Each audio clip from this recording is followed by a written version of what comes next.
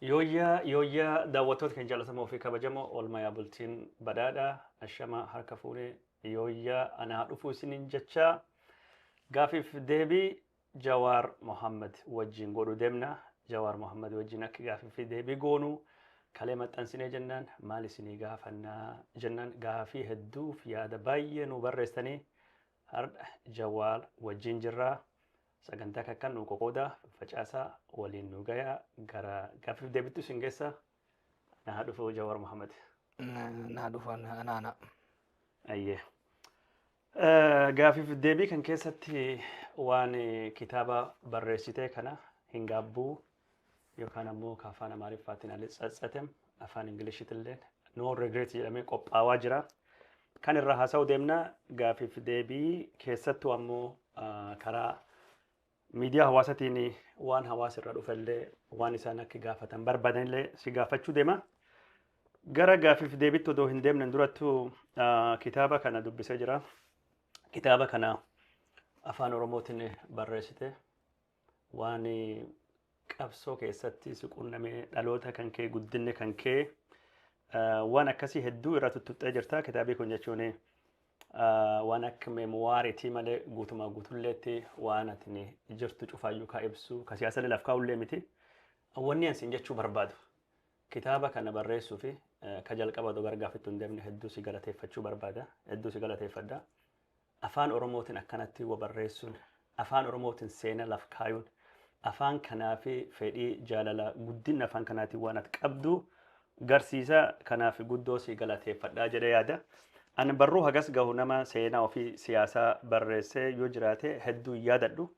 Kan kee kun jechuun hogbarruu afaan Oromootiif iyyuu gumaacha guddaa godha. Afaan Amaariffaallee afaan Oromootiin wal qixxee beekta. Siyaasa Itoophiyaa keessa namni of gurguruuf afaan Amaariffaa dubbachuu yookaan barreessuu filata afaan Oromootiin dursa fiddee afaan Amaariffaatti irra hiikamuun waan akka malee na gammachiisee ani itti mirqaanu keessa waan tokko jechuudha. Waan tokko kanaan durallee kaatinatti haasoftee kitaaballee keessattuu barreessee hin jaalladhu keessa barumsaaf gaafa biyya Singaappoor dhaqxe biyya maappii irrattuu barbaadde kitaaba keessa dhabde achi dhaqxee afaan haadhufiitiin yookaan ammoo daa'imni tokko afaan ofiitiin barachuuf mirgi qabaa waan jedhu ture. Si barnoota afaan Amaariffaatiif si qopheessanii diddee afaan Oromoo naa fidaa jetti. An kitaaba kan argadhee afaan Oromootiin barreessaa jennaan bakka san deemee barbaaduuf ture gaafii kanaaf illee na gargaara. Wanni sun ammoo jette yoo barreessitu jireenyi kan kee ka ijoollummaa san keessattuu wallaansoo gootee injifannoo mi'ooftuu argatte ka jalqaba gubbaattuu akka argamu dubbatta. Afaan Oromootiin baradhaa malee afaan Oromootiin alattuu afaan Amaariffaatiin hin baradhu afaanii kiyyiin jechuun afaan Oromootiin jette falmatte falmi guddaa keessa baatee afaan Oromootiin baratte har'a kitaaba kanallee Oromoon barreessite immoo waan sun irraa jalqabnee haasofnuti. Namni hedduun waan kan waan hin beekne. Ana afaan lachuu wal qixa dubbadhe beeki. Afaan Oromollee afaan Amaarinyallee walumaa qixa dubbadha. Kitaaba keessa agartee afaan Amaarinya mana barnoota keessi baradhe. Irraa kaasee guddoo jaaladhas guddoo dubbadhas guddoo barreessas afaan garuu beektaa waan barreessan waan dubbisan qofaa miti. Afaan qaama qabsooti qaama eenyummaa keetiiti. Warra ijoollummaan sabboonummaan qaran keessaan qubee afaan Oromoo mana barnootatti miti baradhe. Ijoollee hoboo jala baradhe. Isaan qubee qaruu barsiisaniif daddafee kutaalee duubattee fi daddabaree kan ta'uu danda'eef.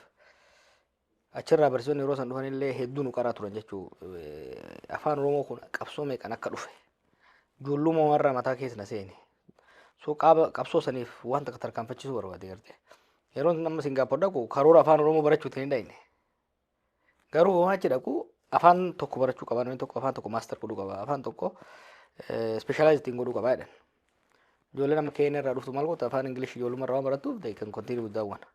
Nu garuu warri afaan keen afaan Ingilish afaan lammataa nu ta'e afaan dhalootaatiin barachuu qabda. Afaan dhaloota tokko barachuu qabda jechuudha. Afaan first language barachuu qabda.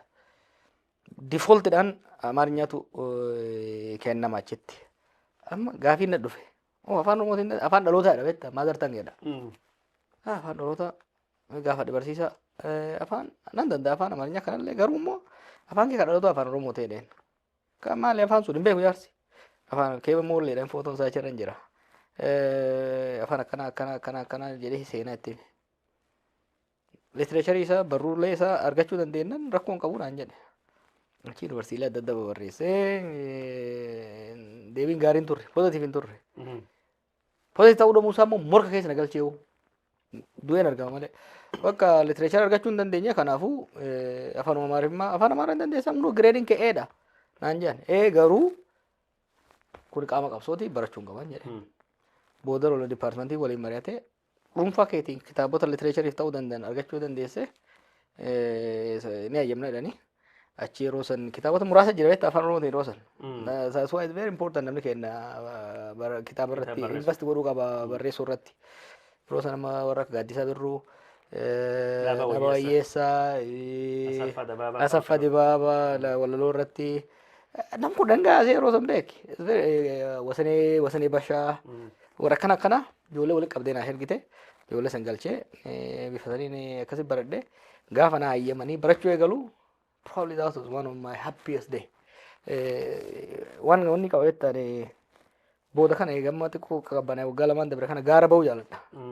Kilimanjaro immoo ba'u. There is this feeling gaafa deemtee fiixarra geesse nanga itti ilaalaa deemta. Hedduu si dadhabsiisa.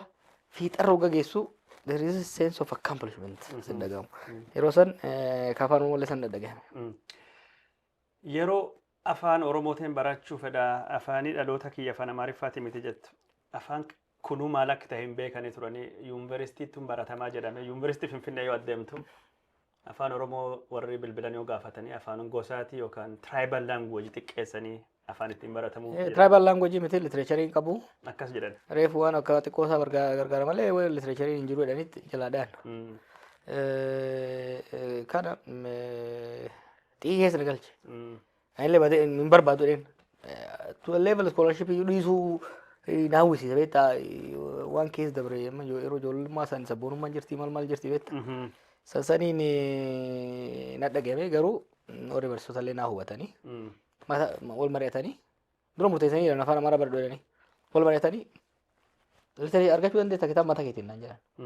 Kitaaba ulaagaa ittiin madaalantu jira saniin deemee literaachii haga afaan oromoo kitaabota afaan oromoo yeroo san barraa'anii gabaarra jiran. Yeroo san badhoo san gurguramtu beektaa. Beektaa waa baay'ee deemnee biyya sanii namni arguutti hin jiru malee. This is 2003. Barely what 21 years ago, you know. So yeroo sanitti kitaaba xiqqoo gabaa keessa barbaadanii bitanii kitaaba san qoradhee jechuudha. Wanni biraa namni gariin hin beeku malee Jawaarri gaafa qabsoo karaa nagayaa kana jalqabuyyuu odoo gara ollaa amaaraa fa keessallee deemee haasawaa jiru kitaaba Jean Sharp tarsimoo qabsoo karaa nagayaa haal ittiin geggeessan afaan oromootiin hiikte. Dr. Abdul Samad Muhammad Fawajjin taatanii siif ala rifaati. Sunillee irraa dubbanni jechuun afaan oromootii kana xiyyeeffannaa afaan kana guddoo kennita. Kitaaba kan keessatti ammoo gaafa gara Singapore deemuun duratti Itoophiyaa daawwadhanii gara kaabaa kan isin geessanii warri walloo ka afaan oromoo haasa'ullee argite ijoollee jaarollee si eebbiste maallaqoo illee kennitee fi bira deemte san. Kammeera dubbar xiqqoo waan afaanii kan guddoo waan fardii barbaachisa waan ta'eef. Walumaa gala ana afaan baay'ee jaaladha. Waa barreessuu, waa dubbisuu hedduu jaaladha. Afaan oromoo qofa miti, amaarinya illee hedduu jaaladha, ingilish illee hedduu jaaladha beeki. Because there's nothing like reading and writing.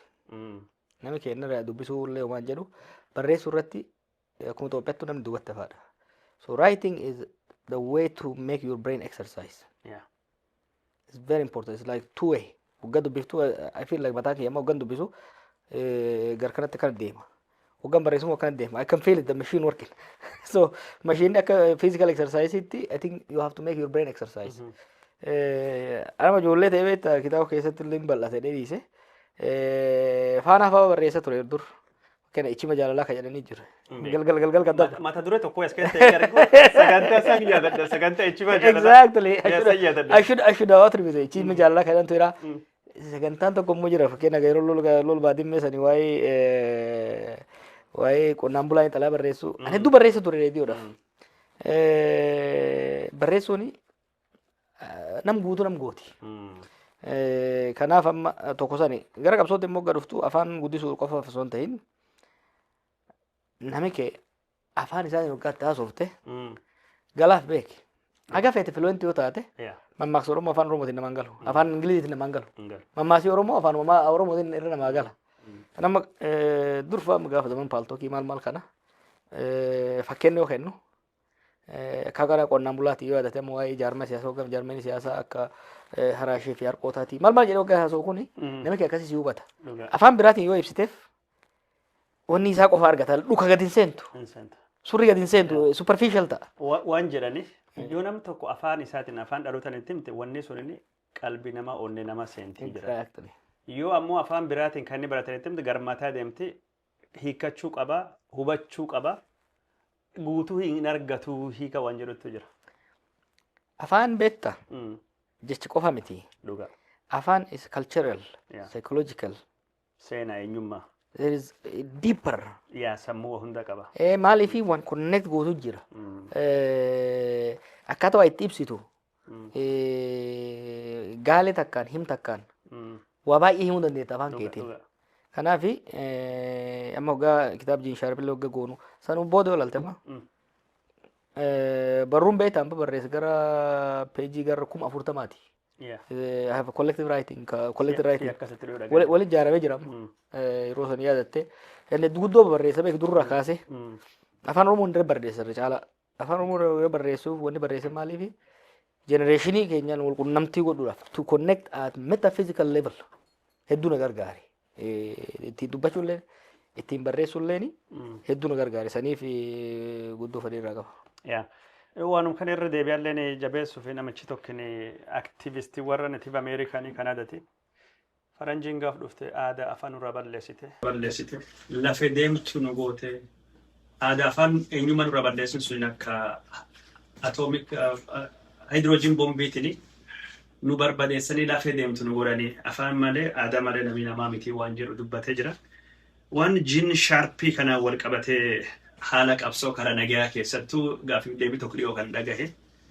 Waa'ee jiin shaarpii yoo haasoftuu yuunivarsiitii barattee turte biyya Singaaporillee, Kolombiyaa, Staanfordillee keessattuu barattoota sochii qabsoo nagaa biyya adda addaatiin akka wal agarte muuxannoo qabdu.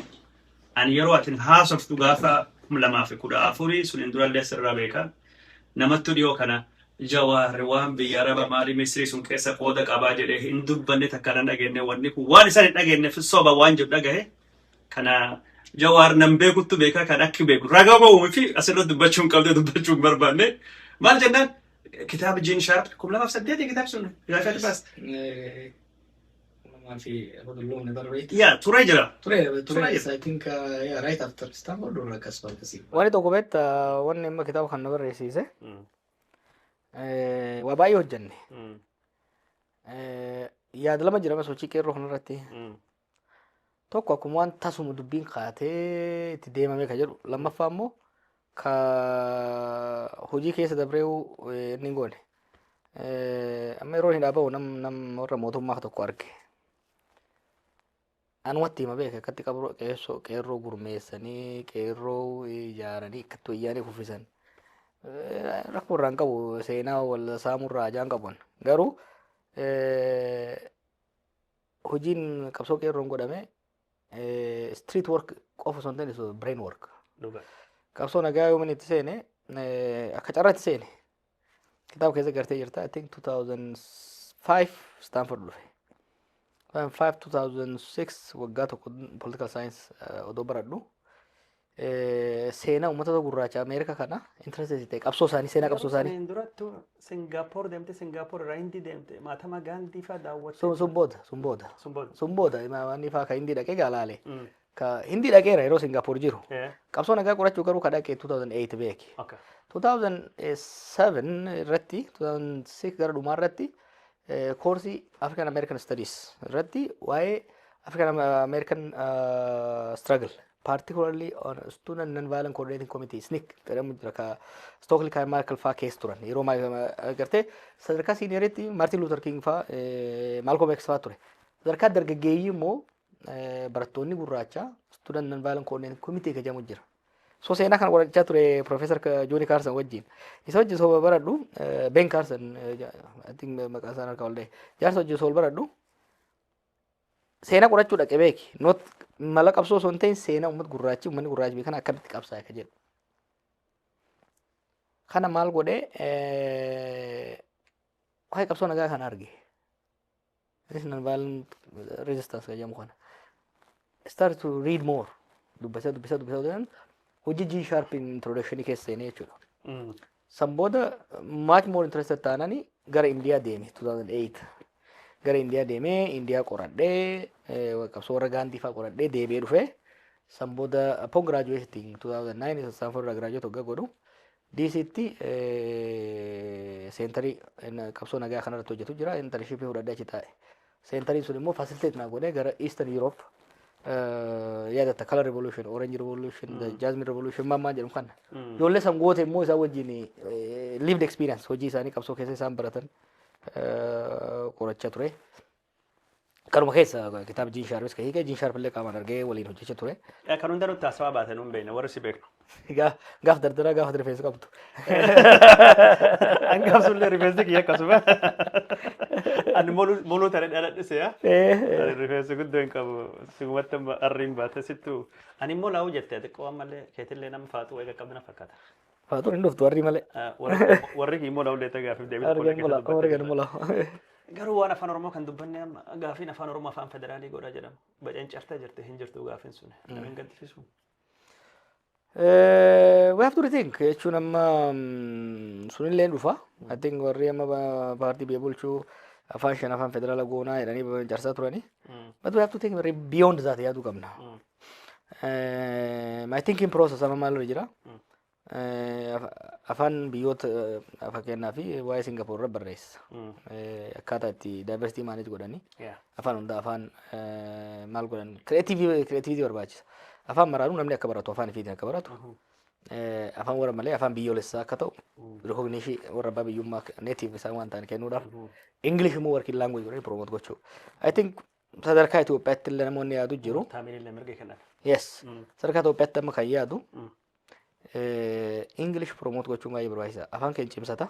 Afaan keenya cimsata. Afaan keenyas afaan saboonni afaan isaanii haa cimsatan. Garuu competitive ta'uudhaaf regionally globally competitive ta'uudhaaf English irratti hedduu focus godhuu barbaachisaadha. Maaliif Itoophiyaan biyya nama miliyoona 130ti. Kan keessa harki 75 probably 80% young people uummata dargaggeeyyii. Dargaggeeyyii kana economy Itoophiyaa ka Abiy Ahmad daaraa godhe kan dhiise. At the best of it. Humna kana baadhachuu hin danda'u. Population uummanni jechuun keessattuu dargaggeessi kuni yookiin bu'aadha yookiin ba'aadha. Yoo hojiitti oolchite bu'aadha asseetiidha jechuudha. Yoo hojiitti bobbaasuu baatte ba'aadha. Biyya tokko yookiin guddisuu kan danda'a yookiin ajjeesuu danda'a. So we have to export and we are already exporting. Humna namaa export godhu jira. Biyyoota Arabaatiin Oromoon kun qoftu gara miliyoona tokko olii jira. Dubartiin Oromoo tokko kaffaltiin isin biyya Arabaatti argattu ka Keenyatti yoo wal birattuu qaban marroo sadii gadaanadha. Warri afaan Ingilishii waan dubbatu. Philippines ammoo Ingilishii san caaluu waan dubbataniif kan Itoophiyaan argattu wayita shan. Exactly. Waan kana baay'ee dugaleessaa illee baay'ee deddeema. Hoogganoota isaaniis illee baay'ee dubbise. An dura waan reesizimii qofa irraa natti fakkaata. Ijoolleen ta'e nama achi deemtu tokko afaan. Lamaffaa skills. Ijoolleen ta'e saana dhiqoo osoo hin baratin achi dhaqu jirti. So nuyi afaan Arabaa, afaan English barsiisuuni very very important. In addition to maal barbaadde mandi marketing sun amma kiloot maal minister jedhan jira amma ka mufariyaat hoggantu. First thing that should have been done, what are the demands? Labor demand in biyyoota Arabaa kuni what is it? Is it health sector irratti moo IT dha moo service kam ka jedhu. Kanarratti wanni ijoollee ogummaaf dandeettii afaanii godhuu irratti hedduu barbaachisaadha. Kanaaf nama English cimsaa deemuu kan hin barbaachisaadha kan hin yaaduu fi globally amma Turbooma ta'uu danda'uuf. the western economies namni dulloomaa deemaa jira. Aging is big problem. Gara China will face the same problem soon. Japan in keessa jirti, Korean achi keessa jirti, Western Europe kana keessa jirti, amma Germany rakkoo keessa jirti. Sooner or later humna namaa barbaadan. Humni namaa barbaadan kuni gara jireenyaattis gara meedisiniittis ogummaan cime Ogummaa qabeessa fi afaan ka beeku afaan English very important. So I think afaan keenya advocate godhaatuma san cinaadhaan garuu immoo English godhuun tokko globally competitive godha. Lammaffaa masaanummaa biyya keessa jiru kana illee laaffisa. Masaanummaa biyya keessa jiru kana dorgommii wal qixxeessa. Ka Amaariffaa dubbatu, ka afaan Tigree dubbatu, ka Oromoo dubbatuuf dirree dorgommii wal qixxeessa. Anama Singapore kan arge beekta. Singaporetti 1950s 1960s language politics was toxic. Hedduu wal guddaa ture. Liikwaayi dhufee malee jarra citte. Eega citan booda garuu maal godhanii itti fufe beekta siyaasan afaanii garuu namichi maal godhe afaan hundi wal qixa jedhee English super promote goonaani namu afaan fi malli nu barataa beekta garuu hojii keessa competitive ta'uudhaa fi English immoo abbaan qabu miree isaaniif abbaan hin qabneef kun kiyyaa walii butuun hin hafte jechuudha. So I think Itoophiyaatti illee we have to be very creative and English irratti ni godhu afaanii wal qabatee waan tokko sii dabala. Rakkoo barnootaan Singapore na mudate maal beektaa? Bambartaa cima ture. Right? Garuu I don't think mana barnootaa keessatti takka paaragraafii tokkollee barreessee hin beeku. An giraamerii beeka malee dubbachuu fi haasawuu na dhibaa jette. Giraamariin beeka? Waa barreessu dubbachuun hin jiru. Ibaman siyaasa keenyallee impaaktii waan wanta fakkaate yoo ilaalu amma. Maaliif waan fudhattu abaacaadhaadha keessaa filadhuudha dhugaa fi kijiba jedhii maali reasoning hin jiru. Singapore dhaqu bakkeen amma Itoophiyaan bal'inni Itoophiyaa let's say kaaree miliyoona tokko jedhe dhuga moo soba jechaa baranne nu. Singaporetti Itoophiyaan kaaree miliyoona tokko dhuga moo soba jedhiiti sababa kee ibsisiin jedha. You see? Sababa kee ibsi I have never done that before. Kabiraa immoo kitaaba hin dubbifta waan barreeffama voluumiin kitaaba tokkitti baranna beekta Itoophiyaatti in high school. One book for the whole year. One book for a week na kennu egalan. You read that, you write book review. Book review barreessa ni sasamanti goota. So maalifin kan kaasa Itoophiyaatti language education policy keenya namni afaan barreessuuf dubbisuu suruu hin dandeenye. Ijoollee as jirtu olaaltame ijoolleen ta'in biyya kana amma they are incredibly talented. Maaliif dandeettiin afaan waa barreessu dubbisuu kuni jiruu isaanii mararratti dhiibbaa qabaata. Looyer ta'uu yoo barbaadde cimaa taata. Haakim ta'uu yoo danda'atte cimaa taata. Kanaaf riippoortii barreessuu irratti waan adda addaa irratti si cimsa jechuudha. Kanaaf I think barnoota Itoophiyaatu barnoota bakka lama sadiitti adda baasanii I'm not an expert on language garuu for example barnoota afaan Oromoo taate giraamarii kophaa tokko baaftee seerluga jechuudha. Writing kophaa tokko baaftee dubbachuullee kophaa tokko yoo baaftee 3 different lessons doo kenname I think bifa saniin cimsamaa deemuun danda'ama fakkaata. Yaada gaarii anillee waan afaanii kana waan si walii galu jechuudha yeroo hedduu dubbadhaan maastersi gaa baradhu afaan Oromoo akkam afaan hojii mootummaa federaalii tahaa waan jedhu irratti hojjechaa ture. Afaan Oromoo guddachuu qaba sadarkaa afaan Amaariffaallee sadarkaa sunillee walqixxeellee sanii olillee ta'uu danda'a jedhee yaada. Garuu afaan Ingilishii yeroo ammaan tana paaspoortii addunyaa bakka hunda ittiin deemtu. Addunyaa kayyuu adeemtu neersiin Philippines bakki isin hin jirtu sababa afaan Ingilishtiin addunyaa guutuuf neersii dhiyeessiti. Hindiin addunyaa guutuuf IT dhiyeessiti amma keenyallee dhiyeessuu jalqabdee jirti. Singapore dorgommii siyaasaa qoxxee afaanii hambisuu afaan Ingilishii gootee har'a amma biyyoonni Arabaa Imaaraat godhattee deemte ilaaltu. Qatar eegidhattee ilaaltu. Bahreen biyyoonni Arabaa Saawudiin dabalatee afaan Arabaa caala. Saudi particularly egaa MBS dhufe booda Saudi irratti greater emphasis on English. Imagine Arabic is maybe what addunyaa afaan lammaffaa sadaffaa guddaa. Sunuu ta'ee osoo jiru greater emphasis maaliif global competition keessatti komii kolonii Ingilizii irraa qabnu akkoo jiru taa'e it has become matter of fact. Kanaaf kanarra cimsuun dirqama. Akka malee bareeda siladoo waan afaanii kanaayyuu wal dubbachaa oolle waan akka malee nama gammachiisu daawwattoota keenya jalatamoo fi kabajamoo gaafiif deebiin Jawaari wajjin godhaa jirru itti fufaa waan isin dhaga'u wachuu feetan hedduun akka jirtuun beekaa wanni kullee waan jajjabduu waan taateef irraa dubbachaa jira. Waa'ee kitaaba irraa xiqqoo si gaafadhe achiin dubbatu gara mata dureelee birattu dabarraa. Kitaaba kan barreessuun akkam sirraa fudhate? Bakka fudhatamee yaada dhuman hidhaati. Hidhaa waan ta'eef yeroo jalaa barreessee baasaa ture. Kitaaba lama barreessee beeki. Hin guddata balkii ta'aafi. Paastii irratti waan keessa dabre dura waan keessa dabre barreesse.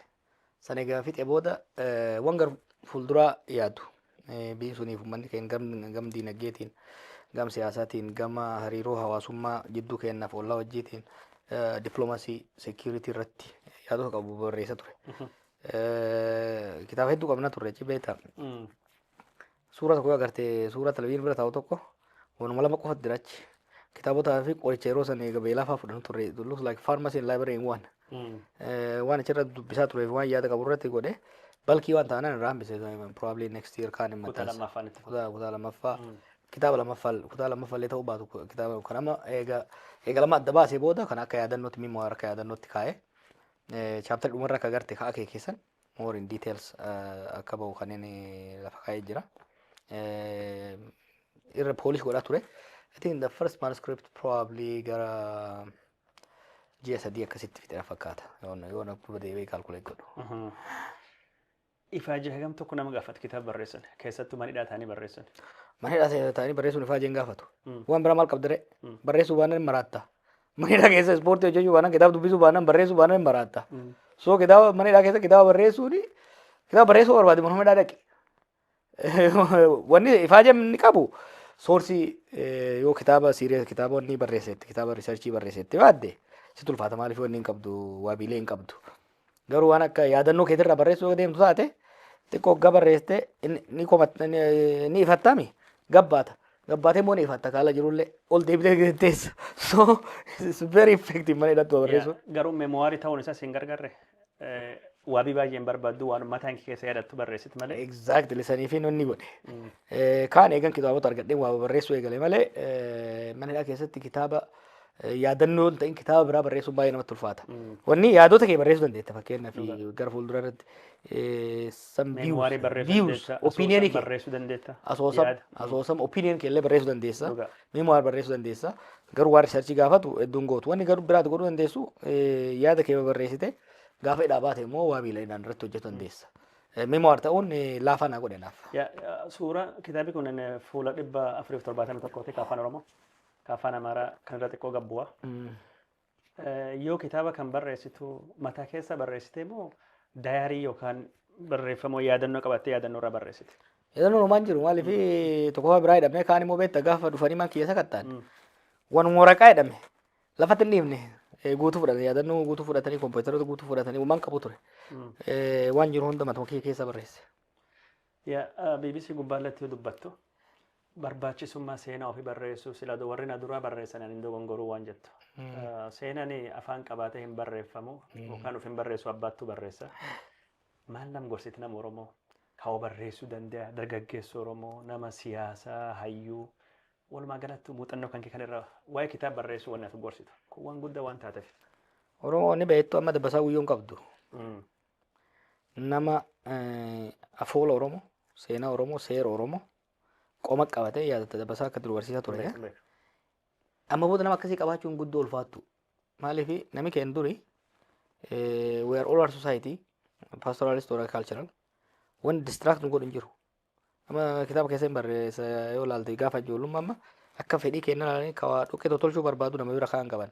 Nama waa dubbii jaalatu kiyyaa kana jaarolee bira kaa'an qaban. Maaliif si qaran istooriyaan akka taatuuf istoorii teelar akka taatuuf si qopheessan. Amma namni keenya distracted. Maaliif teknooloojiin kun interviin godhee jira hanga baadiyyaa xiqqaatitti namni bilbila roola. Namni keenya odoo itti himteellee qabatee osoo hedduu inni godhin transmit gochuu irratti transmission of history through oral globally challenge guddaa keessa seenaa deemaa jira jechuudha. Barreessuun barbaachisaadha. Wanni annam garuu gorsuu keessatti jaarolii teenya barreessuun ulfaachuu ta'uu danda'a. Yeroo qabaachuu dandeessa waan adda addaa qabaachuu dandeessa. Record it audioodhaan.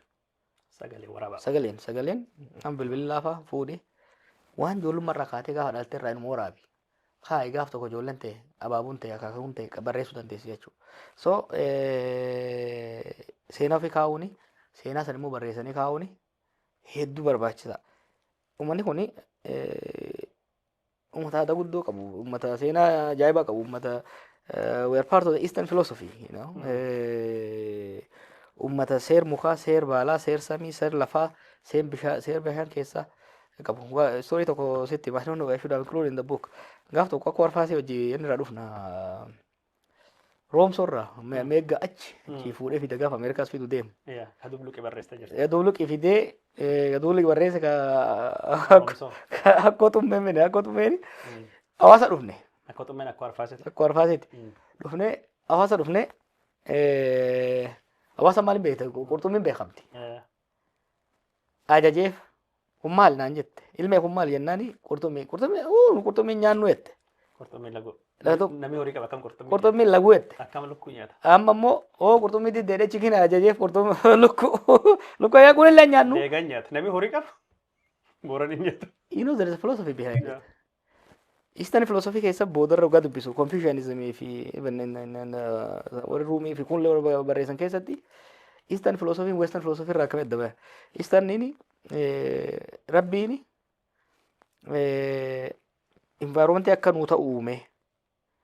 Rabbiin osoo qurxummii akka nyaannu barbaade bishaan keessa kaa'ee nummoo somba silaa bishaan keessa ittiin argannu nuu kenna ture.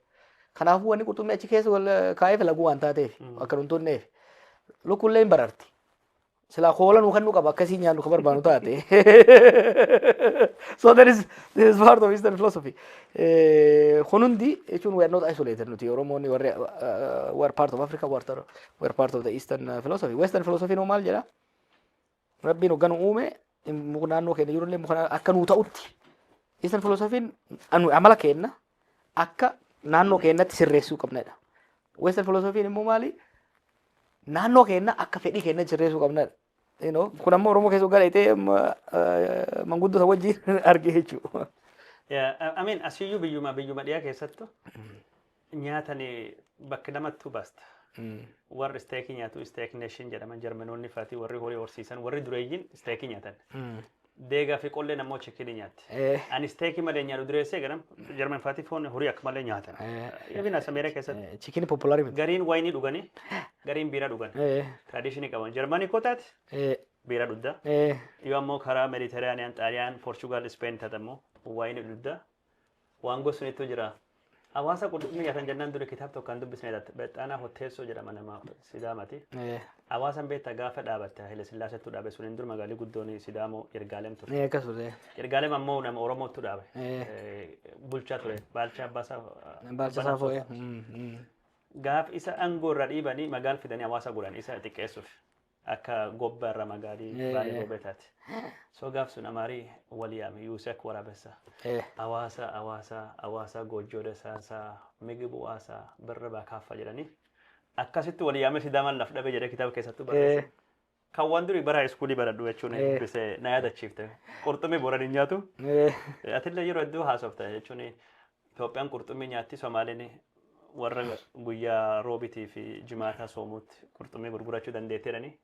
Even aadaan qurxummii nyaachuu Amaarallee biratti guddoo hin jiru. Ammaan soomaan baratan malee. Arsiin jechuun asmaroon kitaaba keessatti barreessa jira. Uummata zaayitiin laaqii jedhanii bishaan akkas daakusanii. Maqum gosaayyuu warra hojii hin qabne bishaan laaqaa. Qurxummii laaqata.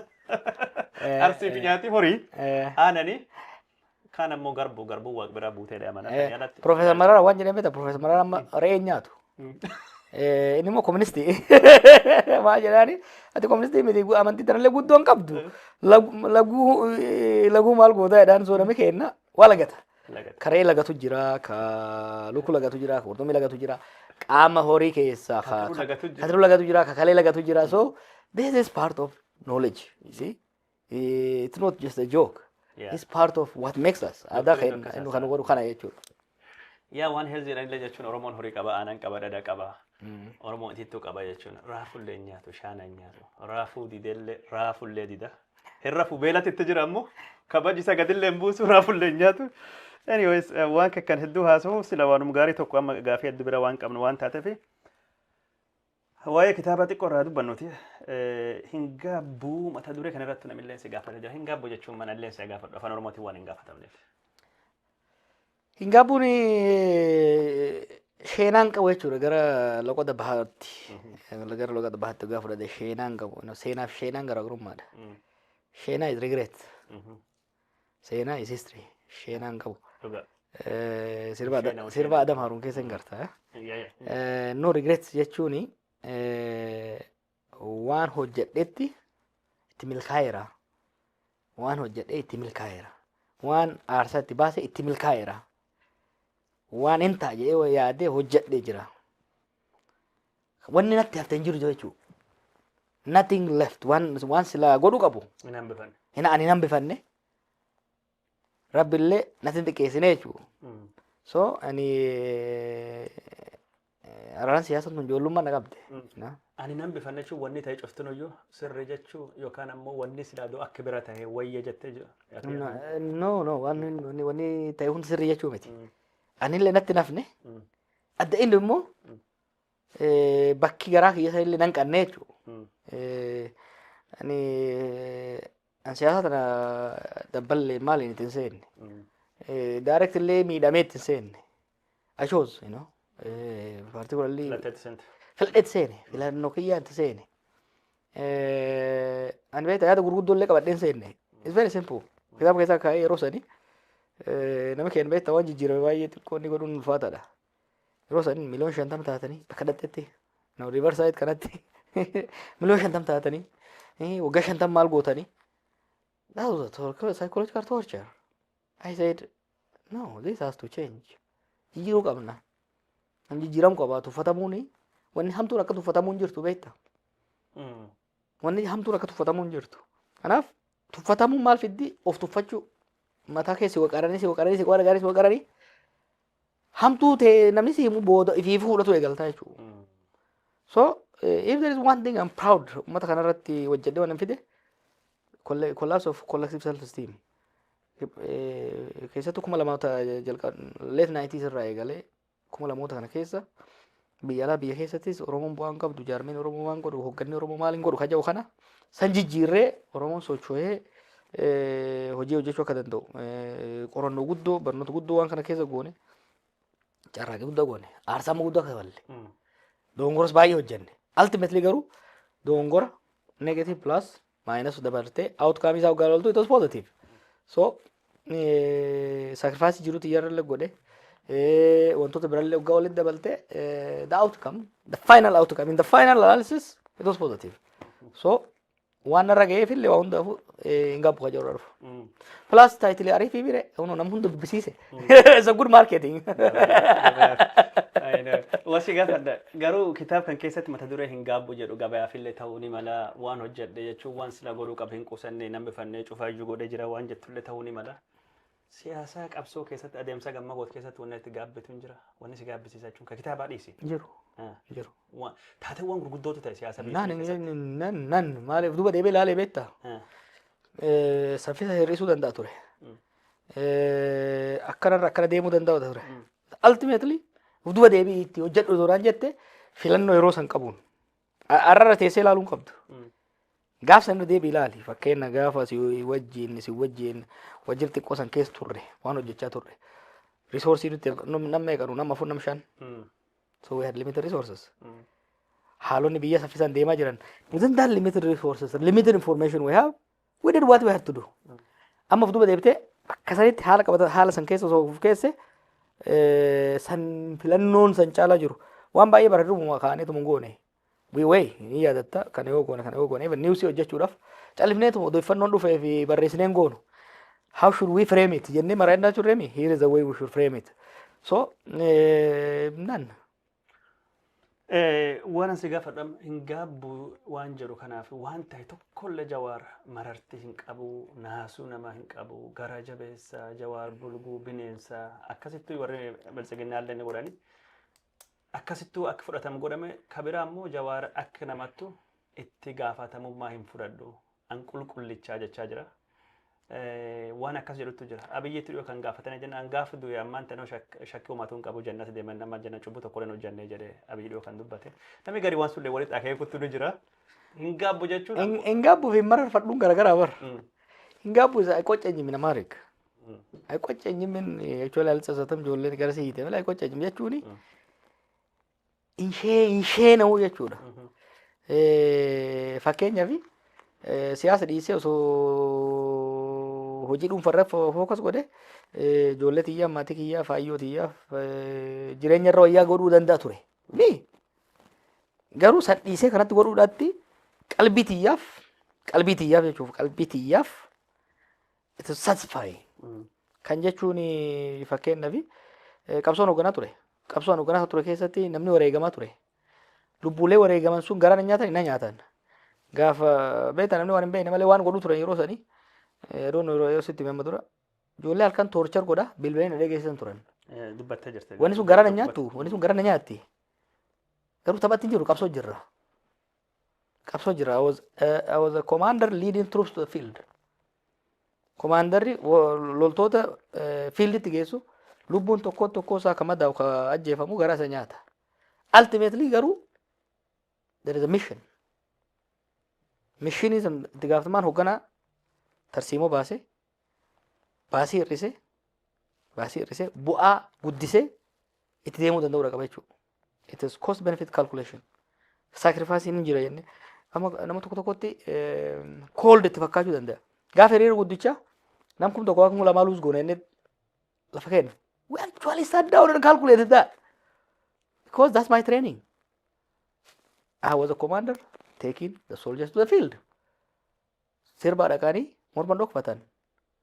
Mataa kiyya isaa taatu wannan hogganu dirree waraanaatti seensu jira. Dirree waraana san keessatti immoo hin doofta, hin booji'amta, hin duuta. Si garas nyaata akka duusun yes. Garas nyaata akka booji'amu akka madaa'u sun yes. Ultimately garuu akeeka qabda. Mission sitti kennamee jira. Mission fudhattee deemuu qabdu jira. Itti gaafatamummaan hoogganaa gaaga'ama gahu hir'isa. Gaaga'ama hir'isuun dirqama dhabamsiisuu hin danda'amu. Kanaaf akka hoogganaatti it's tough job. It's a tough job. That tough job requires tough mentality. Kana kan hojjetamuu qabu jechuudha. Itti gaafatamaa dhuunfaatti namantaa. Yes. Waan ta'etu. Wanni tokko hin kaatee jechuun badee itti gaafatamaa fudhadhee fakkeenyaaf uummata Oromootiif sila akkas hin goone akkas godhuu qaba jettee dhiifama gaafatu. Mee tokkuma simi. Tokkuma.